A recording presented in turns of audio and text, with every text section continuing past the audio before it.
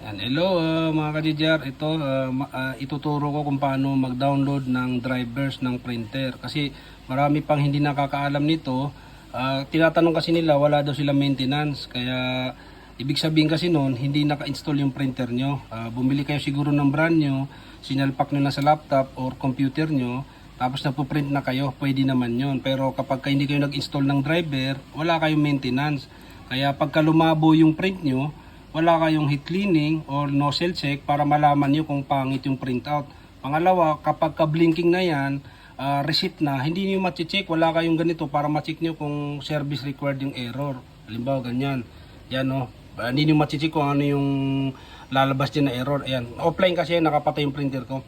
Kaya yun, tuturo natin sa inyo paano magkaroon ng maintenance at paano mag-download ng driver. Simple lang, pumunta kayo sa Google Chrome nyo. Ayan.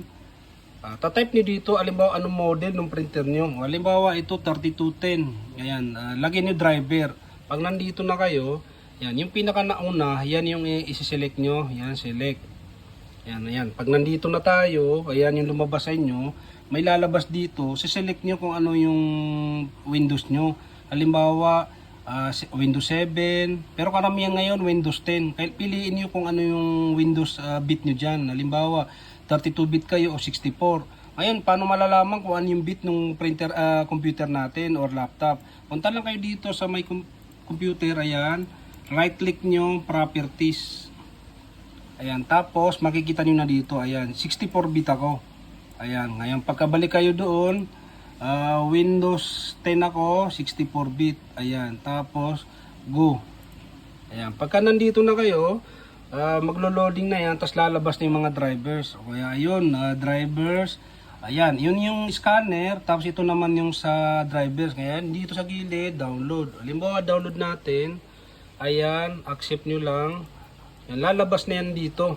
Ayan, download. Start download na ako. Ayan, ngayon open folder. Mayroon kasi akong pang download, pero kayo pagka na-download nyo, lo-loading yan dito mapupunta. Ngayon pag natapos, open folder nyo lang. Ayan. Ayan na yung halimbawa driver. Ngayon double click nyo lang, install, double click o right click, tapos run. Ayan. Ayan. Dire-diretso na. Ayan, shift nyo lang yan, dire-diretso na. Yan, ganun lang mag-install ng driver. Ngayon magkakaroon na kayo ng maintenance. Ayan, tapos yun, pag malabo yung print nyo, ayan, printers and scanner, ayan.